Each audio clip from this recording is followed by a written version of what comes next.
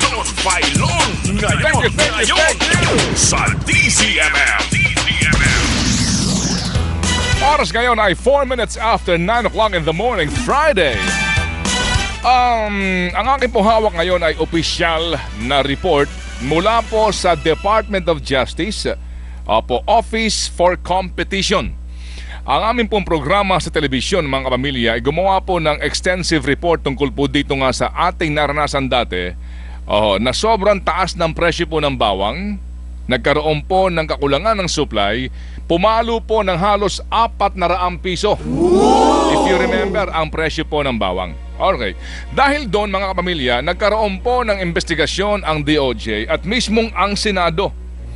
As a matter of fact, dito po sa footprint, tama ba ako? Sa footprint, no? Tama.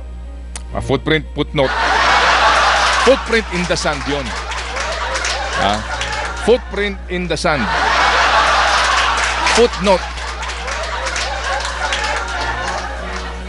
Nahelo na ako, nalilito na ako. Sakit ulo na, sakit ulo. Sa footprint. Footnote. Doon po si Foot. Ito. Sabi po dito, no? Senate Resolution number 238 filed on September 17, 2013, introduced by Senator Cynthia A. Villar, entitled Directing the Appropriate Senate Committee to Conduct an Inquiry in Aid of Legislation on the Present Policies and Practices on the Importation of Garlic and Onions vis-a-vis claims of monopolization of the distribution of onions and garlic. Yan po ay sa panig ng Senado. Ang Kongreso po naman, lower house, nag-imbestiga din. Balikan pa, dito sa report na to sinasabi, in the House of Representatives, the House Committee on Good Government and Public Accountability met on February 4, 2014, February 4, 2014, to investigate the unabated importation of garlic and onions into the country. The committee acted on House Resolution number 341 filed by Congressman Elpidio Barzaga Jr. in September of 2013, entitled Directing the Committee on Good Government and Public Accountability to conduct an inquiry in aid of legislation on the alleged 200 million pesos scam in the Bureau of Plant Industry, an attached agency of the Department of Agriculture, by allowing a certain Leia Cruz and her dummy companies to monopolize the importation of garlic and onion in the country.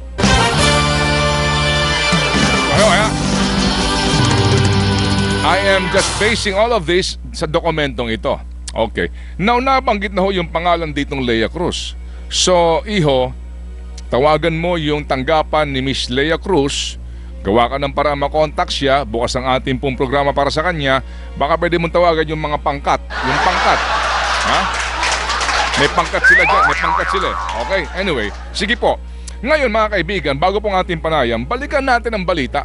Ito po ay binasa naming balita noong Hulyo 10 ng 2014. July 10, birthday ng anak ko to July 10, birthday ng anak ko. Happy birthday! Katrina, happy birthday anak, advance. Happy birthday! Ito yung laman ng balita. Babasahin ko Ito ang laman ng balita, Hulyo 10 ng 2014. Sinibak ang direktor ng Bureau of Plant Industry na si Clarito Baron dahil hindi umano nito napigilan ang patuloy na pagtaas ng presyo ng bawang sa bansa. Ani Agriculture Undersecretary Emerson Palad. Pumalit dito bilang officer in charge si Attorney Paz Benavides na Assistant Secretary for Agriculture. Samantala, sa panayam po ng ANC, sinisi ni Senador Cynthia Villar ang BPI o Bureau of Plant Industry at ang National Garlic Action Team, NGAT, dahil sa presyo ng bawang na umabot sa halagang 400 piso kada kilo. Anya, bigo ang NGAT na malaman kung gaano karami ang dapat na ma-import na bawang. Kinustyon din nito ang pag-aangkat ng nasa 8 milyong metric tons ng bawang noong Marso, gayong panahon ng pag-ani noon ng mga lokal na bawang habang nahinto ang importasyon ng Abril. Yan ha. Okay. At ito ho mga kapamilya ay lahat lumilingon sa isang tao. Proseso Alcala ang pangalan. Okay. Ating pong kausapin ngayon si Senator Cynthia Villar. Dapat kayo, nagbago na kayo. Ano ho ba ang kinahinatnan po ng ginawa nilang investigasyon? At babasahin ko po yung pong laman noong report ng DOJ tungkol dito ho sa sinasabing kartel sa supply ng bawang. Hindi po kasama dito ho naman yung sibuyas. Siyempre kapag ikaw naggigisa, kinakailangan ng sibuyas sa bawang. At saka ng kamatis. Hindi po ba? Alright. Ating pong tunghayan ang linya patungo dyan kay Senator Cynthia Villar. Hello, Madam Senator. Good morning, ma'am. Good morning, Ted. Good morning din sa ating mga tagapakinig. Opo, ma'am, I remember clearly ho, no? You investigated ito hong problema natin sa supply po ng bawang sa bansa. Ito ho ay inimbestigahan po ninyo. And then, inyo ho bang nabasa po yung report ng DOJ, itong Office for Competition, ang kanilang findings sa ginawang investigasyon?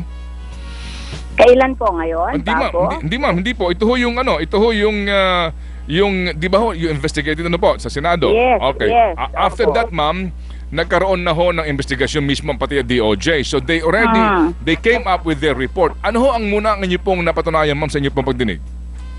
Alam mo, Ted, ang production ng garlic sa Philippines is 8% of demand. That means we supply 1 month na demand for every year na ginagawa natin yung pag-produce ng garlic. So the rest are imported. Yun ang sinasabi namin sa Ilocos Norte that they have to produce more. Ngayon, nung findings namin noon, ang cost, yung farm gate prices ng garlic is 40 pesos sa Ilocos Norte per kilo. Sa yung landed cost naman po ng imported, kasi we import 11 months of our demand, is 17 pesos per kilo. 17. So parang kung titingnan mo yung Ted, the price of garlic should not go beyond 100 pesos per kilo. Kaya napatunayan po na may cartel. Diba? Yes, ma'am. Yes, ma'am. Mura lang yung cost eh. Bakit tumaas no ng 300, diba? Yes, ma'am. So nagki-create sila ng artificial shortage para mapataas nila ng 300. And because of that, napatunayan namin, tinanggal po yung Bureau of yung Plant Industry. Director ng Bureau of Plant Industry, at binigyan po nila. Tapos bumaba na po ang price ng garlic nung time na yon. Kala namin they have learned their lesson, pero ngayon tumataas na naman. But this is a different administration. Iba na po ang Secretary of Agriculture, iba na rin po ang Director ng Bureau of Plant Industry. Siguro hindi nila alam yung nangyari noon, kaya I have to write them on what happened last time, so this will not happen again. Okay. This is unfair competition. Nagkakartel po yung mga garlic importer, kaya tumataas ng ganyan. Opo. Ma'am, dun ho ba sa inyo pong pagdinig po, nagkaroon ng rekomendasyon tungkol po dito sa NG80 na ito, itong National Garlic Action Team? Noon po ang findings namin, yung mga nilagay nila dyan, yung mga trader. Hindi po represented yung mga garlic producer. Hindi ko po alam kung na-reorganize nila yung national garlic, but it never happened again. Yung ganito. It remained na tama ang presyo ng garlic. Hindi na po nila inulit. Mula po nung after our investigation. Kaya ngayon lang po yan naulit, because maybe yung mga pumalit ngayon, hindi nila alam yung nangyari noon. Baka they will do the same. So we just have to inform them na yung nangyayari sa garlic. Wala pong reason para tumaas ang garlic, because both the imported and the local production of garlic, mura lang po. Kaya pag tumataas ang presyo, then there's cartel. Opo. Meron pong manipulasyon na ho sa presyo. Yes. Kaya dapat bantayan na po yan ng DTI at DA na hindi mangyayari yan. Okay. Ma'am, doon po sa report nga ng DOJ Office for Competition, kanilang nirekomenda yung abolition nitong NG-80 na ito.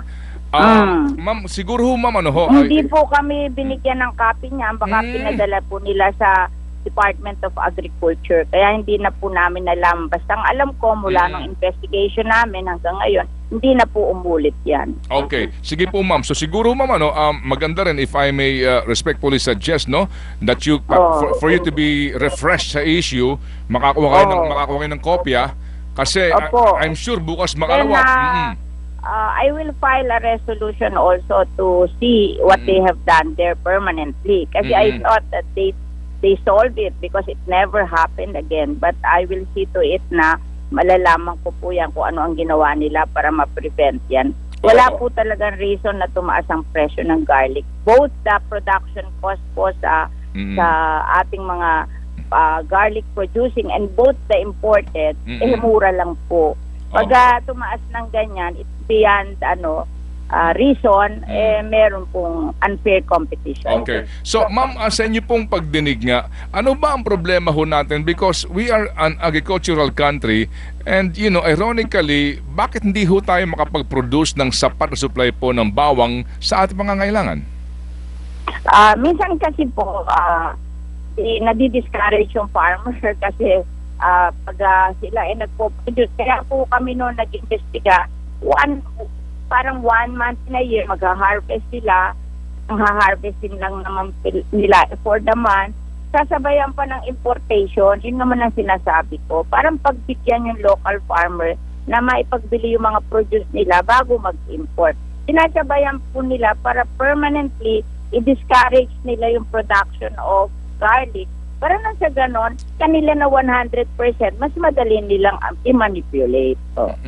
Parang ano ho, no? Kasi nga parang nahihirapan nga yung farmers sa kanila pong produksyon, mahal pa yung mga puhunan nila. Mas mahal sila kasi po, noon, sinasabi ko, findings namin sa kanila, 40 pesos.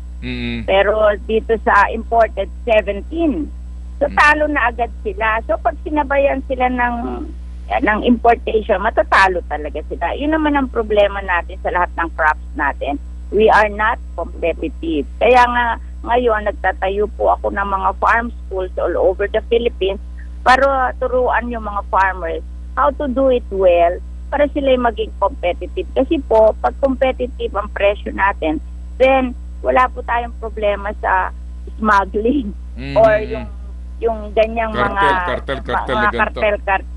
We have to be competitive. That is, kung ako po ang Department of Agriculture, I just have to make sure na lahat ng farmer competitive para walang mga ganyang mga practices. Kaya yan nagsusurvive kasi hindi tayo competitive. Opo. Sige po, ma'am. Asahan po namin, ma'am, ano ho, ang inyo pong pag-usisa. Magpa-file po ako ng resolution sa Monday para reviewin uli yan. Kasi alam mo, pagkatapos ng investigation namin, tinanggal yung head ng Bureau of Plant Industry, tapos bumalik na sa normal ang garlic. I thought that they have learned their lessons. Pero syempre, pag may opportunity, bumabalik uli di ba?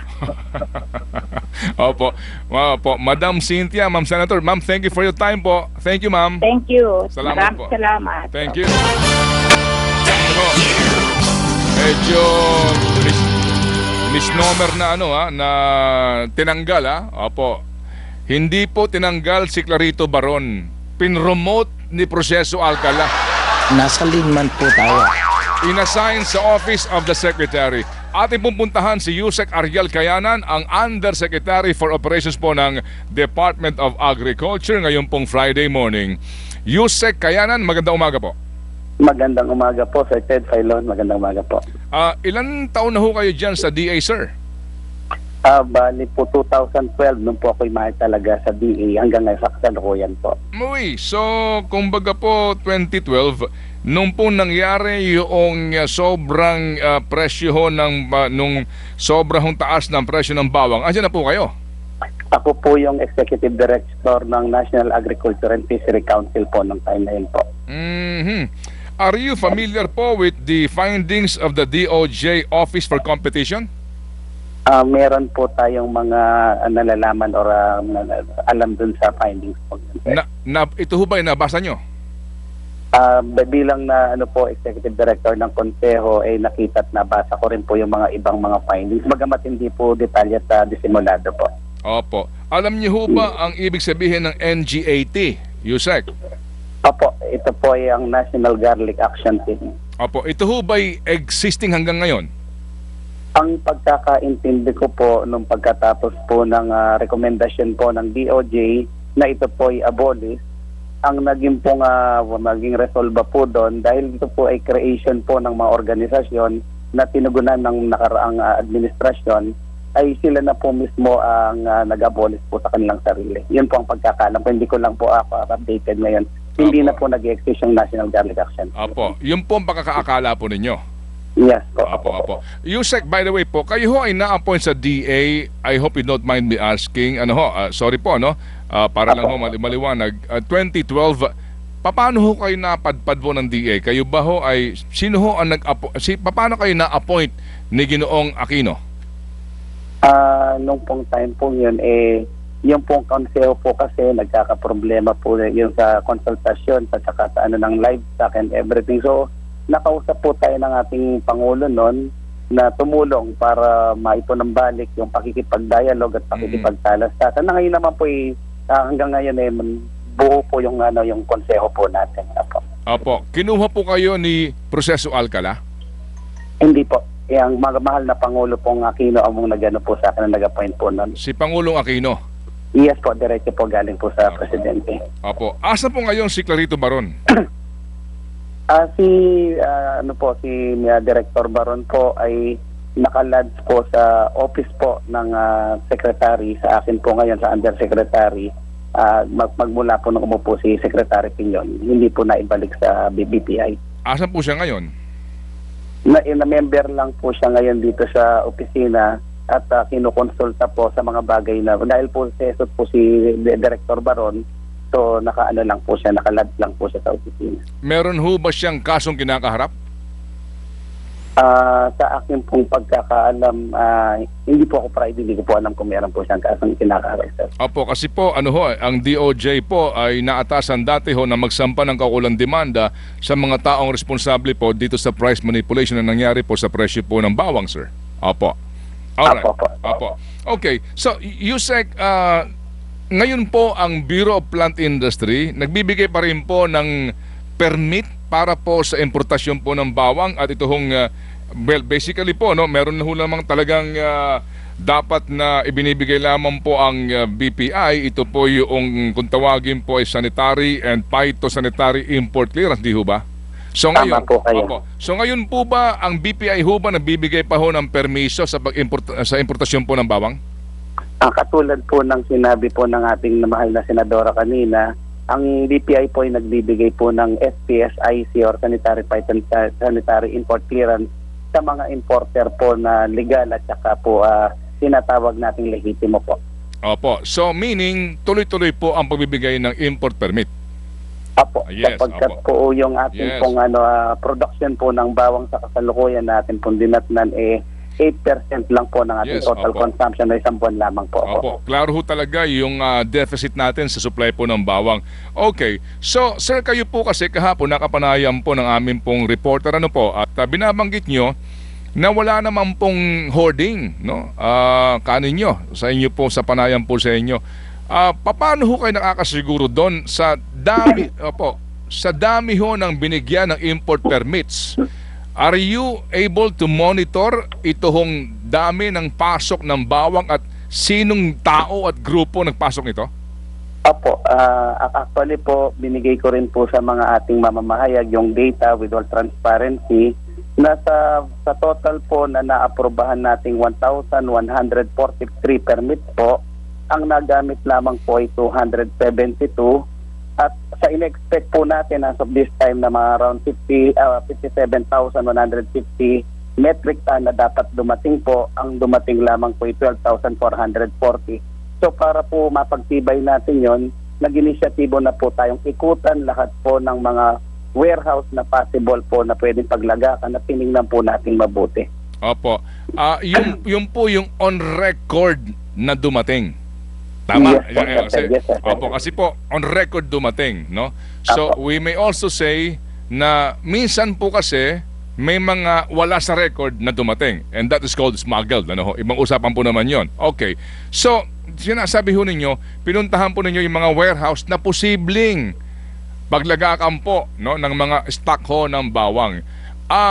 Sa inyo ho bang karanasan dyan sa DA, lahat ho ba ng identified warehouse po ng mga supposed to be negosyante ho ng bawang na ito, yun lang ba talaga ang maaari nilang lagakan? No, they can also stock yung kanila pong supply sa warehouse na hindi nyo alam. Maaari naman po, sir. Maaari po yan. Kasi po ang bawang po, kailangan din po ng cold storage kanya. Maaari rin po hindi natin monitor. Kaya lang po ito pong inisyuan natin. So meron po silang accredited cold storage. So yun po ang mga sinusubaybayan at tinitingnan natin. At nagpapamonitor din po tayo sa task force area. Opo. Okay. So ngayon, sir, nagbigay kayo ng listahan po ng mga binigyan nyo kaninyo ng permit na mag-import. Ano po? Inyo ho bang kilala o na-meet na ito hong nasa, kung inyo nabasa po yung report, no, ng DOJ dito, binanggit po yung pangalang Lea Cruz. Siya ba inyong kakilala?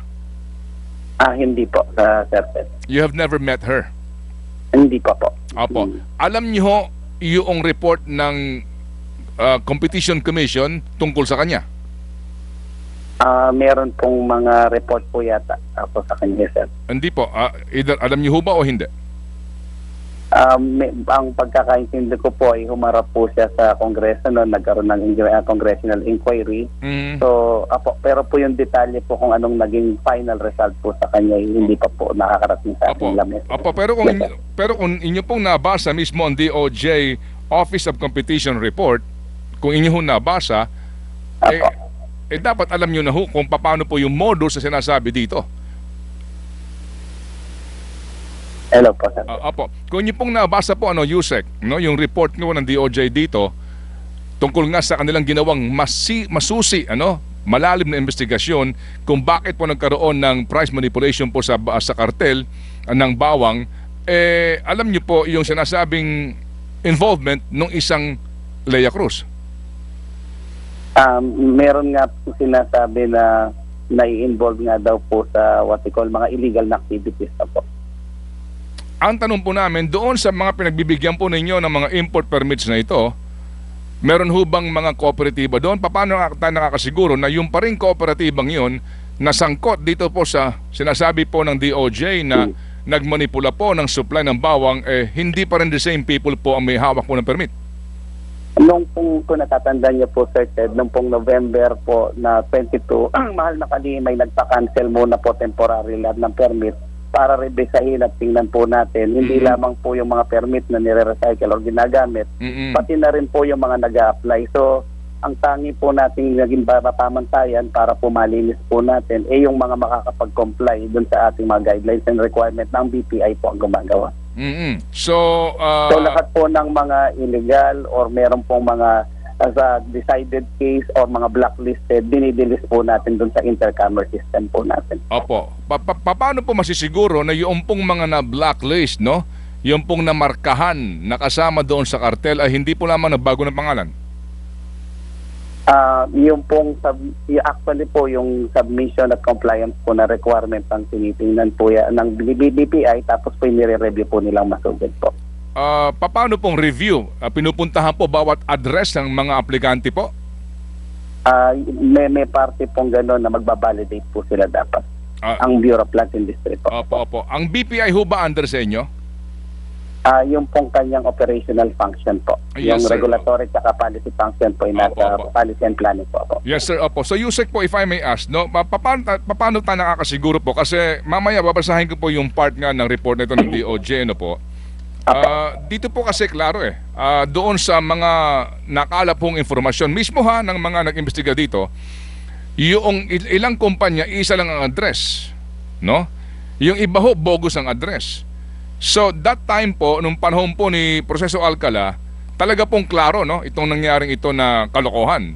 Ngayon po, how sure are we na itong binabanggit nyo na blacklist ay hindi the same people, nag-iba lang po ng pangalan. And actually po, if you verify, they still have the same address. Ipapacheck ko po immediately yan, Sir Ted, kung ganun nga po yung naging sitwasyon sa director po ng Bureau of Plant Industry.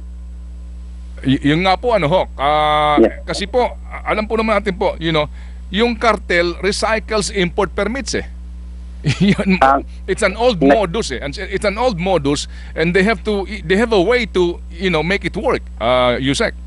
Doon po sa sistema po natin ngayon, Sir Ted, using the first and second border, tsaka po yung permit inspection, hindi na po nila marirecycle. In fact, hindi na po pwedeng i-print ng multiple ang permit. One time lang pong issuance at wala pong reprint. Nga, yung pong pagre-recycle, nabigyan na po ng katugunan na Secretary Pinel po yan.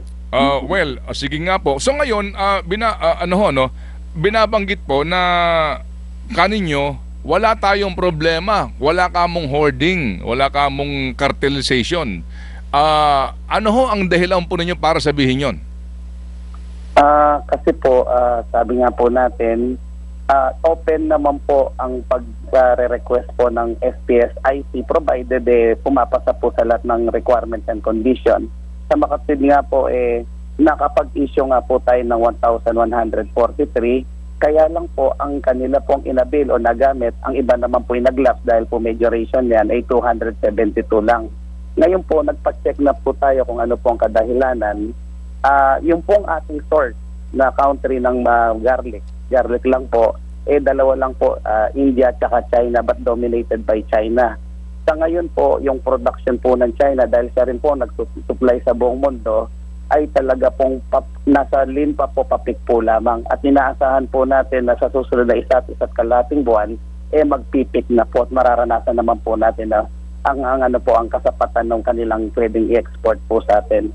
In fact po, sa atin pong pag-ikot dun sa mga warehouse kasama ng ating mamamayag, pati nga po yung Class C na garlic, pinatulan na po nila. Ibig sabihin po ng Class C, medyo hindi po kaaya-aya sa visual yan, pero yung tinatalupan po, tinitindang butil-butil.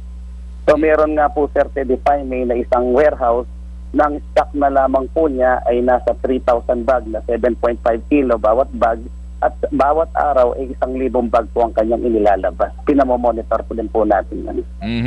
Sa inyo pong pahayag ngayon, ako po ay nangangamba na baka pumalo po ng 400 piso ulit ang presyo po ng bawang. Actually po, Sir Ted, yun pong 200 po ay triggering na po yun. Hindi na po dapat pumalo ng 400. Kanya po akin pong imumungkay sa ating kalihim.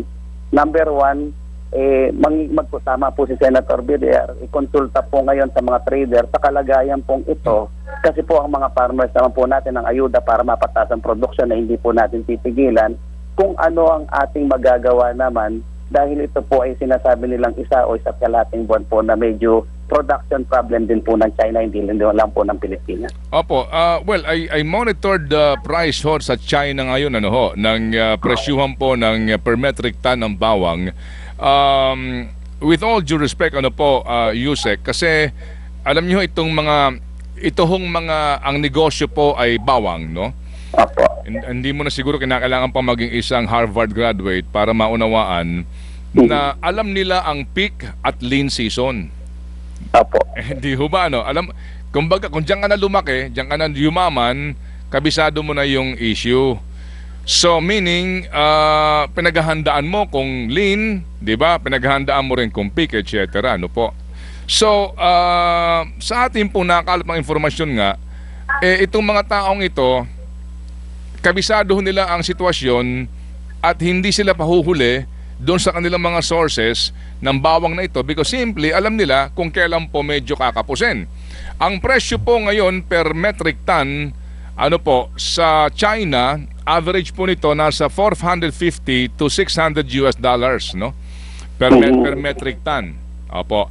Actually po, ito nga ay mataas kasi baksak yan Nasa halos 20 pesos lang yan per kilo If you compute sa average lamang po na $500 po per metric ton, sa 1,000 kilo per metric ton, sa paritan po ngayon ng piso kontra US dollar, more or less po dapat ang presyo niyan hindi po lalagpas sa mga 95 pesos per kilo. China ito. China. Tama po. Tama po kayo. Yes, handling cost, etc. Freight charges, customs lagay, alam nyo na, etc. So, tapos nga po, ngayon pumapalo ng 200 piso. Hango po sa ating mga sources, ito ho ay sa 200 piso, mataas pa rin sa 200 piso. So tanong namin, opo, kayo ba'y kontento sa 200 piso?